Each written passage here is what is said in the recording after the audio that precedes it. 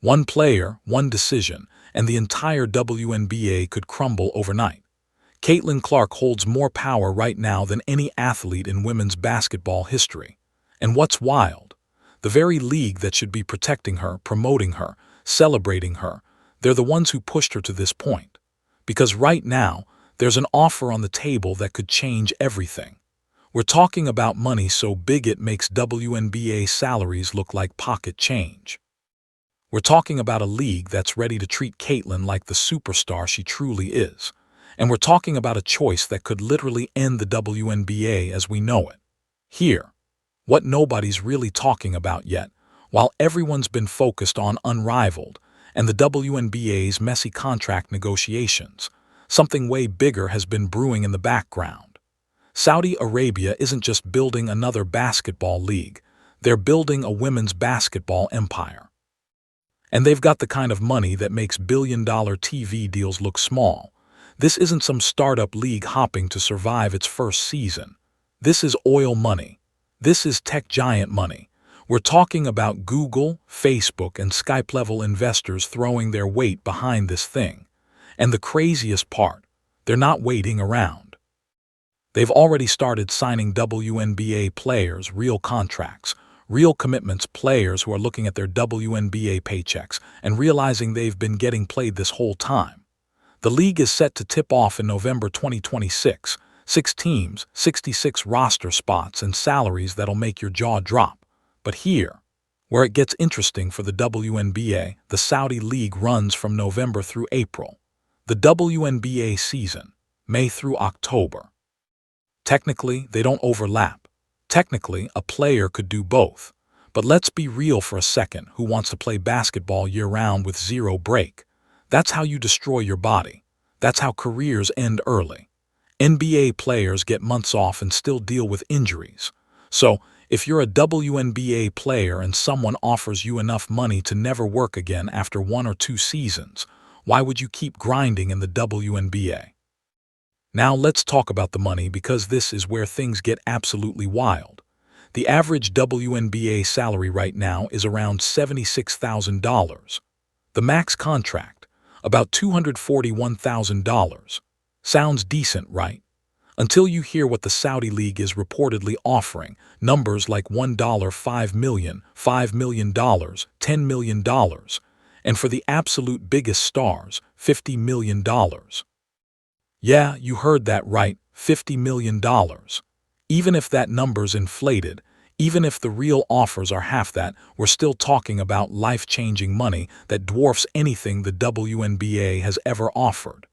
Think about someone like Paige Bueckers. Over her first 4 years, she'll make less than $100,000 per season. That's barely enough to live comfortably in most cities. Now imagine someone walks up and says, "Hey, we'll give you $10 million for 1 season, $20 million for 2. What's she supposed to do?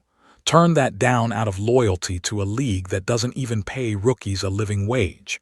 This isn't just about greed. This is about financial security, about never having to worry about money again after just a year or 2 of work. And here's the kicker.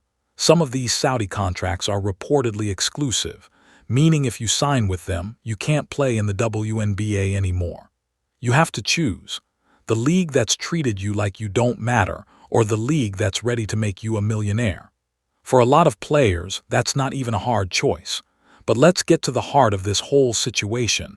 Let's talk about why Caitlin Clark might actually be considering this. Because if you've been paying attention at all over the past year, you already know exactly why she'd have every reason to walk away from the WNBA and never look back. The league had a golden opportunity handed to them on a silver platter. Caitlin Clark came into the WNBA as the most hyped rookie in the history of women's basketball. She had millions of fans, mainstream media attention, and brands lining up to work with her. She single-handedly brought eyes to the WNBA that the league had been begging for over decades. And how did the WNBA respond? They let her get beaten up on the court. They let veterans cheap-shot her, commit flagrant fouls, and talk trash about her in the media. They even investigated her fans after the very first game of the season, Because the Indiana fever destroyed the Chicago Sky so badly that certain players made up stories about what the fans supposedly said. Stories that turned out to be completely false. The league's commissioner, Kathy Engelbert, barely defended Caitlin, barely acknowledged what she was bringing to the table. Instead of protecting their biggest star, instead of building the league around her the way the NBA did with players like Michael Jordan or LeBron James, they let jealousy and bitterness run wild. Players like Alyssa Thomas openly disrespected her. Social media was flooded with WNBA veterans acting like Caitlin didn't deserve the attention. And through it all, Caitlin kept her head down. She played the game. She stayed humble. She even worked behind the scenes early in her rookie season to help other players get paid bonuses because of all the extra revenue she was bringing in. She wanted to share the wealth. She wanted to lift everyone up. And what did she get in return? More hate, more cheap shots, more disrespect. Caitlin Clark grew up loving the WNBA. She idolized players like Maya Moore and Cheryl Miller. This was her dream league. But at some point, you have to wake up and realize when a dream isn't loving you back. At some point, you have to look around and ask yourself, why am I fighting so hard for people who don't appreciate me? And that's exactly where Caitlin is right now. Now here, where the timing gets absolutely perfect for anyone thinking about jumping ship, the WNBA doesn't even have a season in 2026. That's right, no games, no playoffs, nothing. Why? Because the league's collective bargaining agreement is up and they're in the middle of messy negotiations. Players want more money. The league's trying to figure out how to make the financials work. And in the middle of all this chaos, there's no season. So what does that mean? It means players have a full year to explore other options without missing any WNBA games. Unrivaled, the 3-on-3 league started by Breanna Stewart and Nafisa Collier launches in early 2025 that'll keep players busy for a bit. But then what? The WNBA's on pause, and right as that's happening, the Saudi League tips off in November 2026. It's like the universe aligned perfectly for players to test the waters. Just go play a season overseas, make a few million, see how it feels. And if the WNBA comes back in 2027 with the same garbage contracts and lack of respect, they've already got a backup plan that pays 10 times more. And don't think for a second that other players aren't already thinking about this. Reports say multiple WNBA players have already signed contracts with the Saudi League. We don't know who yet, but the deals are done. These aren't rumors or maybe talks. These are signed contracts, which means when this league launches, some of the biggest names in women's basketball might not be wearing WNBA jerseys anymore. They'll be cashing checks that make their old salaries look like tip money. Here's another layer to this whole mess.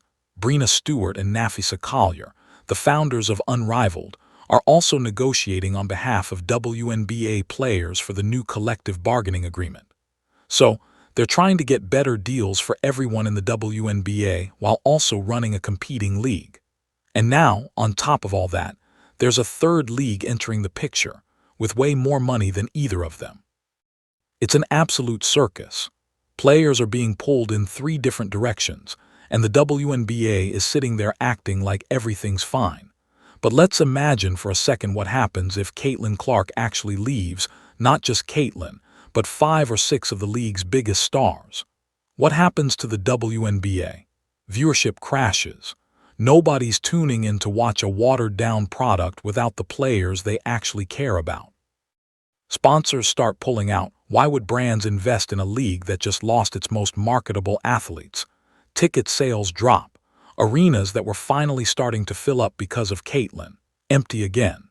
The WNBA spent decades trying to build a fan base, and it took Caitlin Clark 1 season to bring in more viewers than the league had seen in years.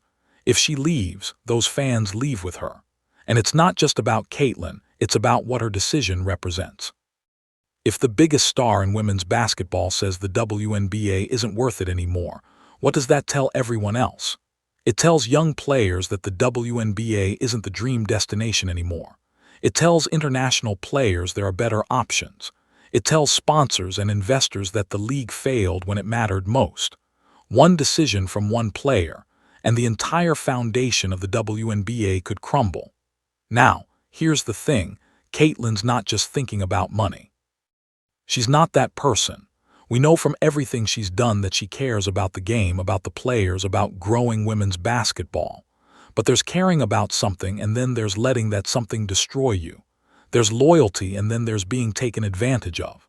Caitlyn tried to do the right thing.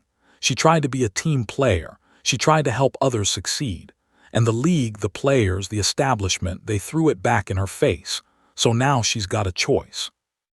Stay in the WNBA out of loyalty to a childhood dream, or go somewhere that'll actually treat her like the generational talent she is. Stay and keep getting disrespected, or leave and secure generational wealth for herself and her family. Stay and watch the same problems repeat year after year, or leave and send a message that players don't have to accept scraps anymore. And let's be clear, if Caitlyn leaves, she's not abandoning women's basketball. She'd still be playing at the highest level. She'd still be growing the game. The only difference is she'd be doing it in a league that actually values her, a league that pays her what she's worth, a league that doesn't allow veterans to target her without consequences. She wouldn't be hurting women's basketball by leaving the WNBA. She'd be proving that women's basketball is bigger than one league, that players have options, that the WNBA doesn't get to hold all the power anymore. The WNBA had one job: protect Caitlin Clark, promote Caitlin Clark, build around Caitlin Clark. They failed on all three, and now they're about to learn a very expensive lesson about what happens when you take your biggest star for granted. Because if Caitlin walks, if she signs that Saudi contract and decides the WNBA isn't worth her time anymore, the league won't recover. The fans she brought will follow her. The attention will follow her. The money will follow her. This isn't just about one player making a business decision. This is about a league that had everything handed to them and still managed to mess it up. The WNBA could have been riding the Caitlin Clark wave for the next decade. They could have built something special. Instead, they let jealousy, pride, and incompetence get in the way. And now, they're staring down the barrel of a future where their biggest star might not even be in the league anymore. So what's it going to be, Caitlin? Are you going to stick with the league that never stuck up for you? Or are you going to take the money, take the respect, and show the WNBA exactly what they lost? Because if you choose option 2, you won't just be changing your own life, you'll be changing the entire landscape of women's basketball forever. And honestly, after everything the WNBA put you through, they deserve every bit of it. The clock's ticking. The offers are on the table. And the WNBA's future is sitting in Caitlin Clark's hands.